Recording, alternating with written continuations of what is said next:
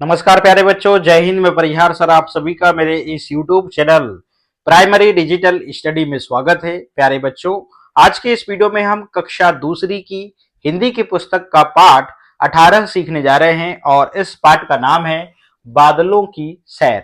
आप सभी को कक्षा दूसरी की हिंदी की पुस्तक ओपन करना है और पाठ आपको 18 निकाल लेना है। बिना देर किए हुए हम वीडियो की शुरुआत करते हैं और इस पाठ को हम पढ़ना प्रारंभ करते हैं। तो जैसा कि आप स्क्रीन पर देख रहे हैं, ये पाठ 18 है और इस पाठ का नाम है बादलों की सैर। इस पाठ में हम क्या क्या सीखेंगे? कल्पना शक्ति का विकास, बादलों के बनने और वर्षा होने की प्रक्रिया, पेड़ पौधों का महत्व, शब्दों का वाक्यों में प्रयोग, विलोम शब्द और शब्द युग्म का उपयोग। अब हम पाठ को पढ़ना प्रारंभ करते हैं। आप यहां पे देख रहे हैं शब्द युग्म का उपयोग, मतलब इसका उदाहरण आप यहीं पे देख सकते हैं। दो शब्दों को जोड़ने के लिए आप देख रहे हैं यहां पर जिस चिन्ह का प्रयोग किया जाता है उसे हम योजक चिन्ह भी कहते हैं और इसी को यहां पर शब्द युग्म जो है इसको उपयोग में किया गया है। तो आप इसका उदाहरण पहले ही आप देखें, यहां पे देख सकते हैं। ठीक है ना?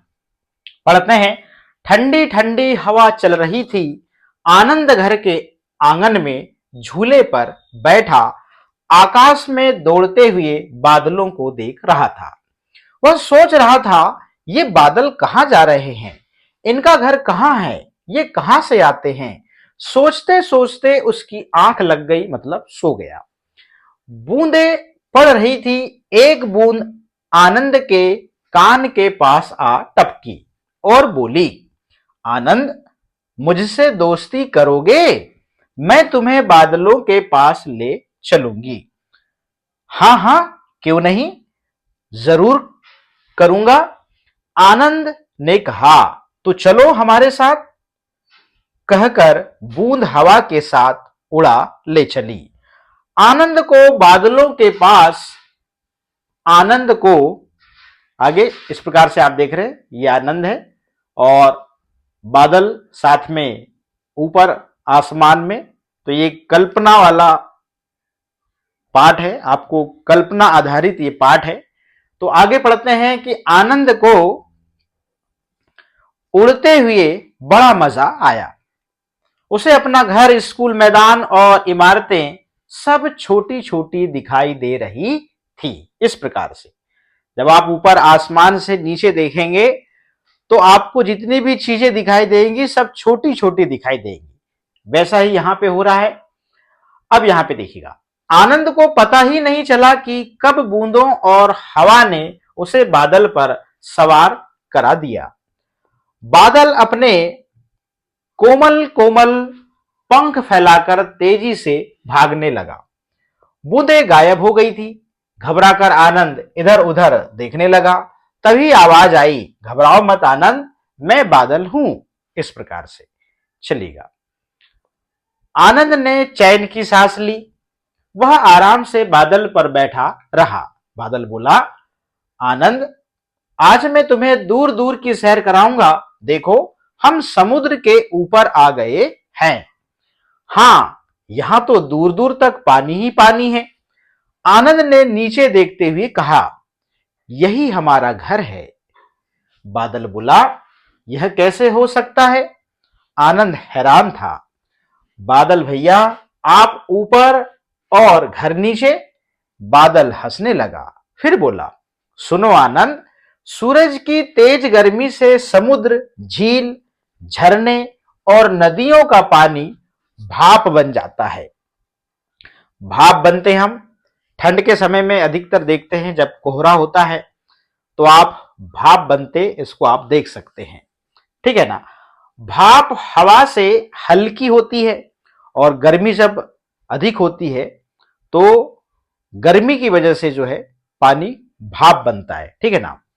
तो भाप हवा से हल्की होती है, इसलिए यह ऊपर उठती है और यह भाप ही इकट्ठी होकर बादल बन जाती है। अच्छा, फिर पानी बनकर कैसे गिरती है? तो आनंद यह पूछने ही वाला था कि बादल ने बरसना शुरू कर दिया। आनंद ने नीचे की ओर झांका तो देखा कि वे एक घने जंगल के ऊपर थे। दूर दूर तक ऊंचे ऊंचे हरे भरे पेड़ थे।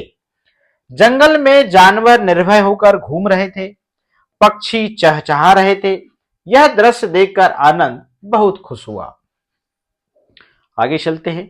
बादल बरस बरस कर छोटा होता जा रहा था। आनंद को डर लगने लगा। अच्छा, डरो नहीं, हम आगे चलते हैं। और बादल आगे चल दिया। आनंद ने देखा नीचे सूखा मैदान है, दूर दूर तक हरियाली का नामो निशान नहीं है। बादल ने अपनी चाल और तेज कर दी। आनंद बोला, रुको रुको, यहां भी बरसो, देखो लोग कैसे पानी के लिए तरस रहे हैं। बादल बोला, नहीं नहीं, हम यहां नहीं बरसते। यहां ना पेड़ है ना पहाड़ है, यहां बहुत गर्मी है। जहां ऊंचे ऊंचे पेड़ हैं वहां ठंडक होती है, और ठंडे होकर ही हम बूंदों के रूप में बरसते हैं, फिर नदी नालों में बहते हुए अपने घर समुद्र में पहुंच जाते हैं।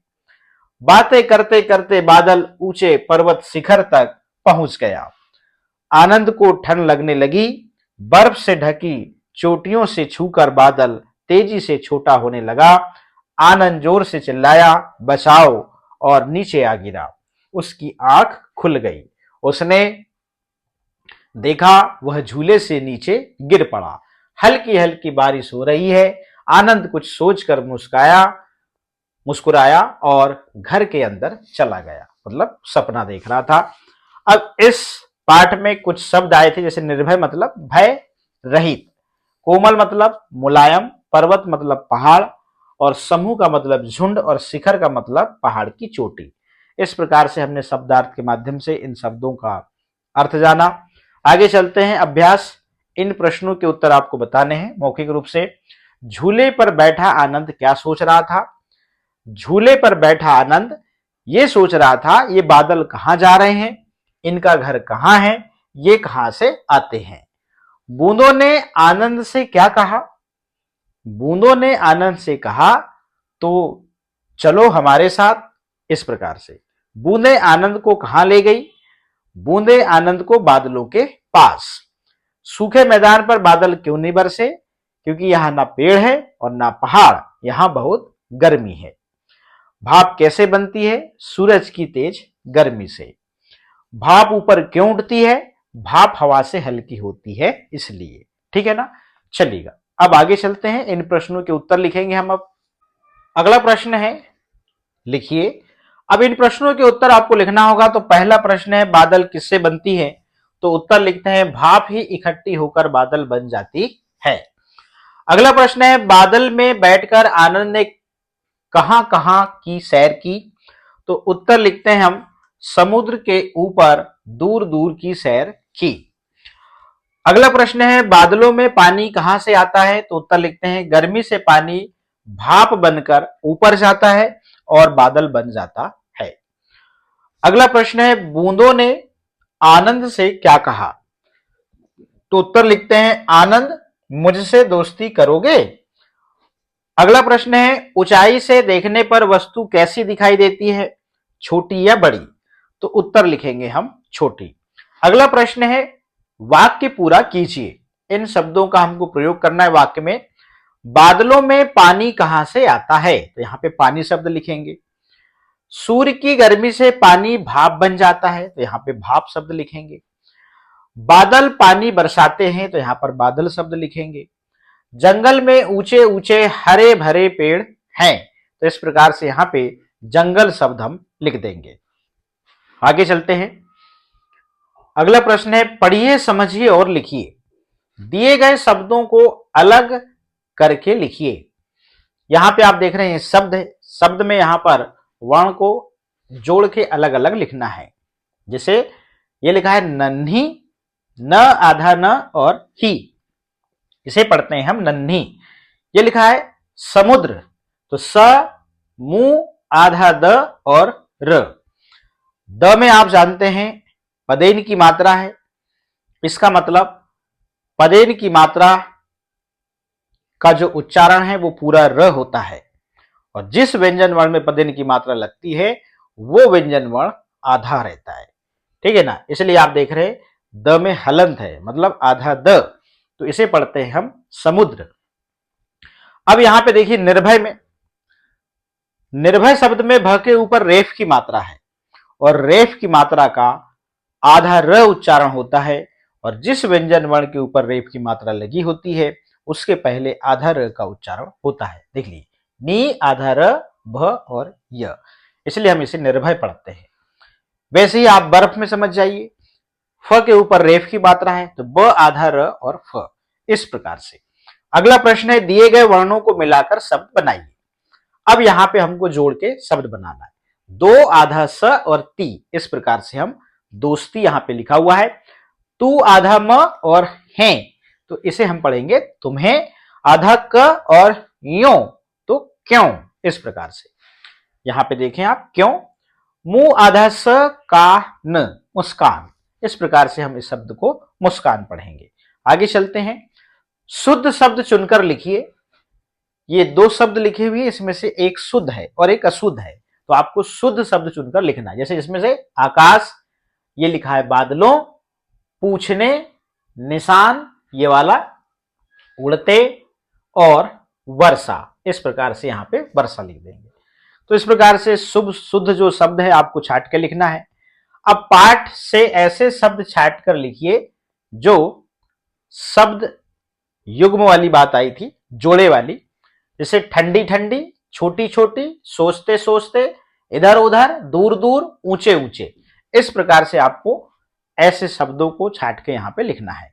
जोड़ी बनाकर लिखिए, जैसे तेज के साथ में धीमा, तो तेज धीमा, दूर का पास, तो दूर पास, ऊपर नीचे, बड़ी छोटी, सूखा गीला, इस प्रकार से आपको यहां जोड़ी बनाना है और साथ में आपको यहां पे सामने लिखना है। तो दूर का पास, ऊपर का नीचे, बड़ी का छोटी, और सूखा का गीला, इस प्रकार से आपको जोड़ी बनाना है। आगे चलते हैं, सही शब्द चुनकर वाक्य पूरा कीजिए। आनंद घर के आंगन में झूले पर बैठा है, तो यहां पे बैठा शब्द आप लिखेंगे। एक बूंद आनंद के कान के पास टपकी, तो यहां पे आप टपकी शब्द लिखेंगे। बादल पंख फैलाकर तेजी से भागने लगा, इस प्रकार से जो है यहाँ पे बैठा, टपकी और यहाँ पे लगा शब्द आप यहाँ पे छाट के लिखेंगे। आगे है, हल्की हल्की वर्षा हो रही है, तो यहाँ पे रही शब्द आप लिखेंगे। चित्रों के बारे में दो दो वाक्य लिखिए। ये बादल है, तो बादल आकाश में तैरते हैं, बादलों से बारिश होती है, ये दो वाक्य हो गए। अब ये सूरज है, तो सूरज हमें रोशनी देता है और सूरज से हमें गर्मी मिलती है। आगे ये है वृक्ष, तो वृक्ष हमें छाया देते हैं और वृक्ष हमें फल और ऑक्सीजन देते हैं। अब करने की बारी आपकी। अगर बादल नहीं होते तो क्या होता, समूह में चर्चा कीजिए। अगर बादल नहीं होते तो बारिश नहीं होती, पानी की बहुत कमी हो जाती और पेड़ पौधे सूख जाते, और पेड़ पौधे नहीं रहते तो हमारा जीवन संभव नहीं है। क्या आपने कभी मजेदार सपना देखा है, कक्षा में सुनाइए। हाँ, मैंने एक मजेदार सपना देखा था। सपने में मैं आकाश में उड़ रहा था और बादलों के साथ खेल रहा था। हो सकता है।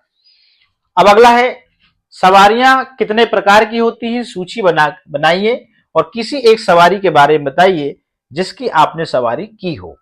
तो यहाँ पे हमने इस प्रकार से उत्तर लिखा है, सवारियां कई प्रकार की होती हैं, साइकिल, मोटरसाइकिल, कार, बस, ट्रेन, हवाई जहाज, नाव आदि। किसी एक सवारी के बारे में बताइए, तो मुझे बस की सवारी अच्छी लगती है और बस से हम एक जगह से दूसरी जगह जल्दी पहुंच सकते हैं। इस प्रकार से प्यारे बच्चों, हमने इस वीडियो के माध्यम से कक्षा दूसरी की हिंदी की पुस्तक का पाठ जो 18 है, इसको हमने कंप्लीट कर लिया है। आज के इस वीडियो में इतना ही, फिर मिलेंगे हम नेक्स्ट वीडियो में नेक्स्ट चैप्टर के साथ में। आप सभी का बहुत बहुत धन्यवाद।